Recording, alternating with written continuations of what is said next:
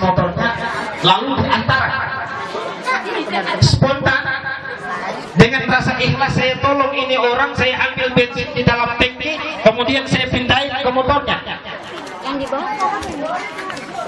Besok saya jalan di tempat yang sama, bensin saya habis.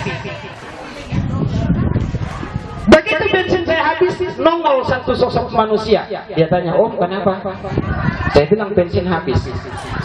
Dia ambil bensin di tangki motornya, dia pindahin ke motor saya, sehingga motor saya bisa jalan. Saya langsung berpikir, andai kata kemarin saya tidak tolong orang, hari ini tidak ada orang yang bisa bantu saya. Inilah makna agama. Sehingga saya sering menyampaikan bahwa masih banyak umat kita yang belum mengerti manfaat beragama yang sesungguhnya.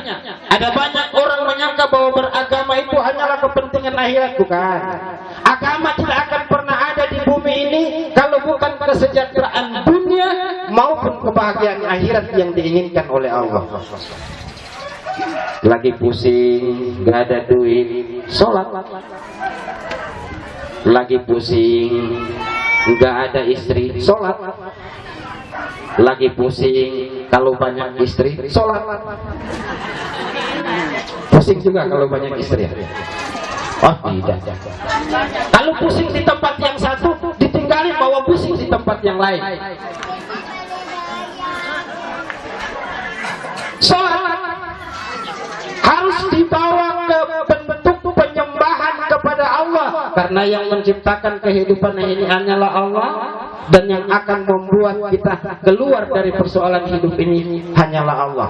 Inilah yang membuat merusak negara dan kehidupan dunia. Bapak Ibu sekalian, banyak orang yang berkumpul seperti ini yang dia cerita ekonomi, yang dia cerita politik, yang dia cerita pendidikan, yang dia cerita pembangunan, yang dia cerita macam-macam peningkatan sosial kebudayaan. Sehingga kalau terlihat dunia ini maju wajar. Tapi jarang orang berkumpul yang dia cerita adalah pengembangan agama. Jarang orang berkumpul yang dia cerita adalah bagaimana kebesaran Allah sehingga agama ini menjadi lebih utama. Menjaga keutuhan rumah tangga itu penting. Bagi para suami saya ingin mengingatkan kalau ada yang hadir bahwa istri itu adalah merupakan makhluk yang lemah. Lemah, lembut, lambat. Ada 3 istilah yang sering saya berikan kepada yang namanya wanita. Lemah, lembut, lambat. Kalau lemah lembut itu sudah biasa. Tapi kalau lambat ini saya sering bilang begini.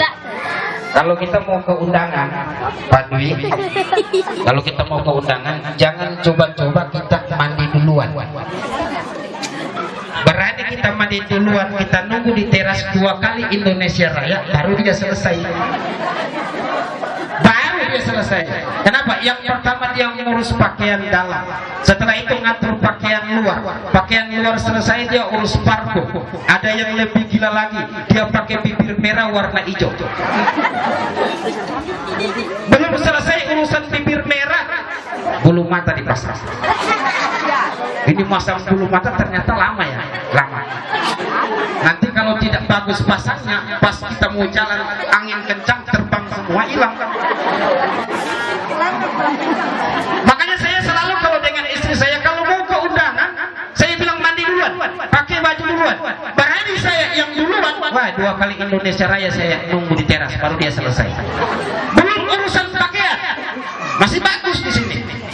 Di beberapa tempat saya ketemukan tidak mau perempuan pakai baju kalau tidak sama warna dengan kudu, terus sama warnanya dengan tas. Sehingga di rumah itu kayak supermarket, semua dinding digantung tas. Yang warna merah, jilbabnya merah. Yang warna hijau, jilbabnya hijau, tasnya hijau, sepatunya harus hijau. Rambutnya saya tidak lihat karena pakai jilbab. Semua harus dibikin sama. Tapi ini bagus ibu-ibu. Kecuali yang seragam begini kan nggak apa-apa. Tapi ini kalau mau ke undangan masih bagus. Makanya saya berharap ibu-ibu datang ke undangan pengajian seperti ini niatnya karena Allah, bukan karena persaingan gelang. Biasanya kan pulang dari undangan begini ribut di jalan. Kuenya tidak enak. Dia cerita sama temannya, kuenya tidak bagus. Terus temannya tanya, berapa kau makan? Wah, cuma 10. Tidak bagus tapi 10 dia makan.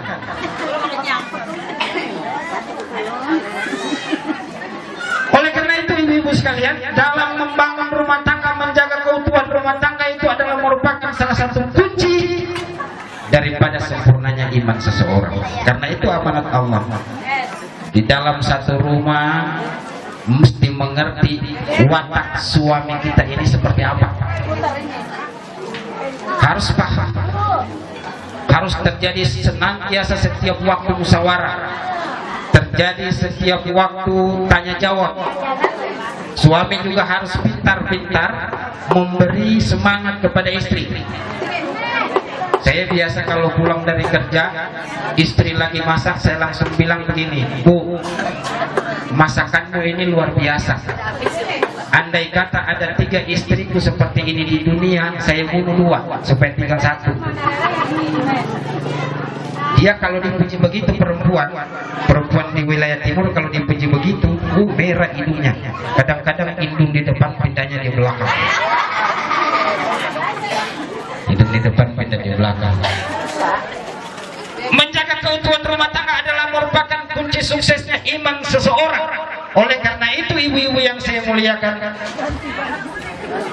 Silamatan, silaba. ya? Silama. 12. Saya suka selamat.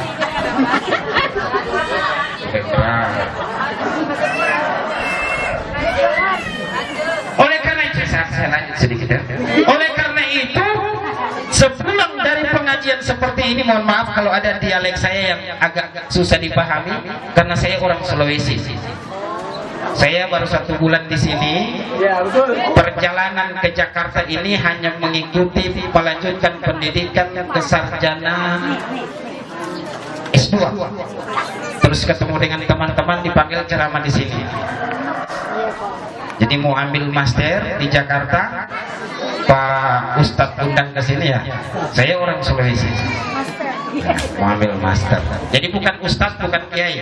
Agak saya ralat kalau itu dipanggil kiai, bukan. Saya bukan kiai. Saya profesi sehari-hari di sana dosen. Saya lanjut, ibu-ibu yang saya muliakan. Selesai dari pengajian seperti ini, yang terpikir dalam benak kita adalah bagaimana mengatur rumah tangga yang baik, karena itu adalah merupakan kunci suksesnya semua bangsa.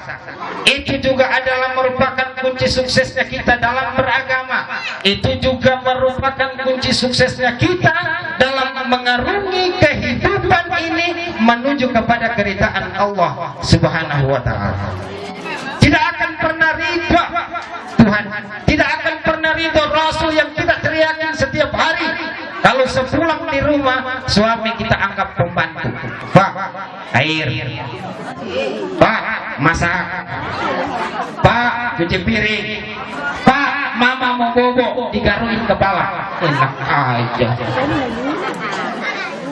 Gak apa-apa lah kalau suami yang nawarin, Bu, ayo saya cari kutunya. Gak apa-apa. Saya juga biasa begitu kalau lagi siang, lagi enak pikiran, saya panggil istri saya, Mas ini, saya cari rambut putihnya, saya cabut-cabut, karena udah agak tuaan. Ada suami ibu-ibu begitu, suka nawarin cabut rambut putih. Ada. Kalau saya begitu, Mas Ustaz juga suka cabut-cabut rambut putih. Perempuan itu kan makhluk yang lemah. Perempuan itu makhluk yang lemah. Memperlakukan manusia, memperlakukan anak, memperlakukan suami mestinya lemah lembut.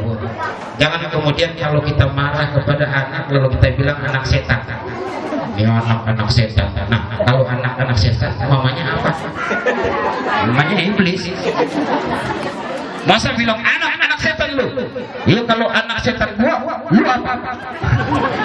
Nanti anak bilang begitu. Ya kalau gua anak setan, lu apa? Ya, gua iblis.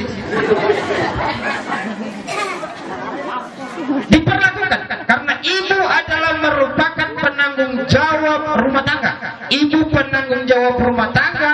Makanya sering saya sampaikan kalau di pesta perkawinan, kalau suami dapat uang dikasih semua sama istri. Rumusnya begini, uang suami, uang istri, tapi uang istri belum tentu uang suami. Nanti bilang sama bapak, Pak, ada ustadz dari Sulawesi bilang begini, uang suami, uang istri belum tentu uang suami. Tapi jangan, kalau suami kasih duit, kemudian berangkat ke pasar 2 kali belok kanan selesai. Yang dibeli bedak pipa nomor 4.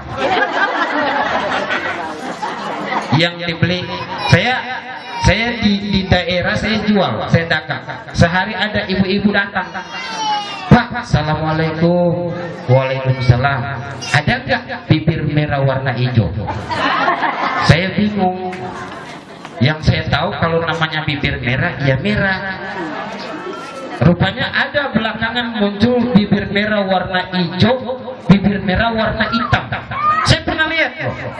Ada ibu-ibu yang pakai keningnya hitam, bulu matanya hitam, bibirnya hitam,